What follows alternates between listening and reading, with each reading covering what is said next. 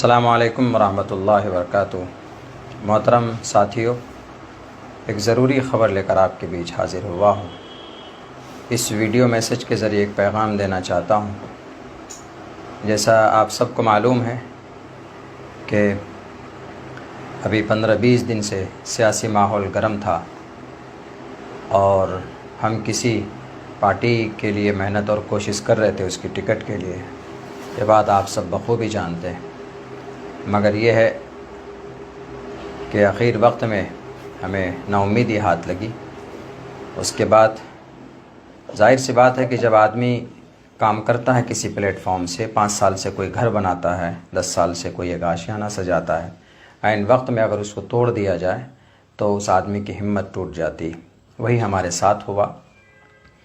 اس کے بعد ہمارے چاہنے والوں نے ہمیں ہمت دی کہ نہیں مولانا، آپ کو آزاد امیدوار کے طور پر الیکشن لڑنا چاہیے۔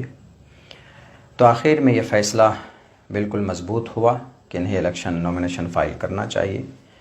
تو ہم نے آخر وقت میں، چونکہ ہماری پہلے کی جو تیاری تھی وہ ٹکٹ کے حساب سے ہم نے تیاری کی تھی، اور ابھی جو ہم نے ٹکٹ نہ ملا تو اس کے بعد ہم نے اپنے انڈیپینڈنٹ الیکشن لڑنے کی جو تیاری کی، اور پھر ہم کل نومینیشن کے لیے پہنچے۔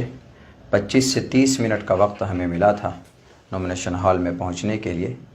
ہم پہنچے، نومینیشن ہم نے فائل کیا۔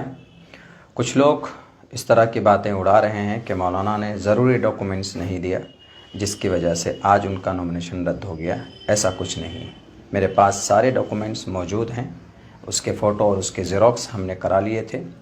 تقریباً سارے ڈاکومنٹس ہم نے جمع کیے جو بھی ضرورت پڑتے ہیں نومینیشن فائل کرنے کے لیے۔ اگر کوئی ڈاکومنٹس نہیں ہوتا ہے تو پھر وہاں پر جو اے ڈی ایم یا آر او ہوتا ہے وہ نوٹس کرتا ہے کہ آپ اگلے دن یہ ڈاکومنٹ جمع کر دیں۔ اگر ہمارے ڈاکومنٹس میں کمی ہوتی تو ہمیں نوٹس کیا جاتا، لیکن اس طرح کی کوئی بات نہیں ہوئی۔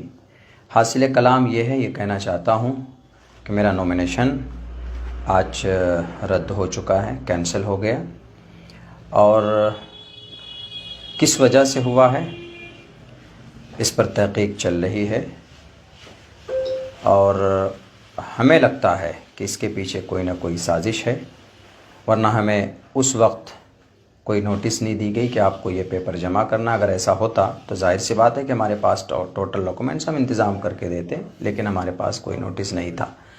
تو ہمیں لگتا ہے کہ کچھ شرپسندوں نے اس کے پیچھے شرپسندی کی ہے۔ اللہ اس کو خود ہی سزا دے گا۔ رہی بات یہ کہ اب آگے میں اپنے تمام چاہنے والوں سے یہ کہنا چاہتا ہوں کہ ہمت اور حوصلہ میں ہارا نہیں ہوں۔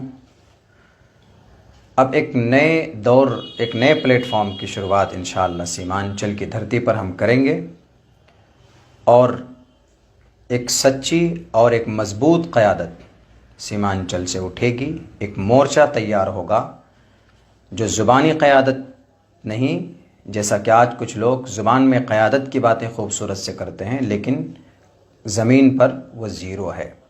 لیکن انشاءاللہ سیمانچل کا بیٹا، یہاں پر بہت سارے ایسے لوگ ہیں جو اس کام کو کرنا چاہتے ہیں، ان کو پلیٹ فارم نہیں مل رہا۔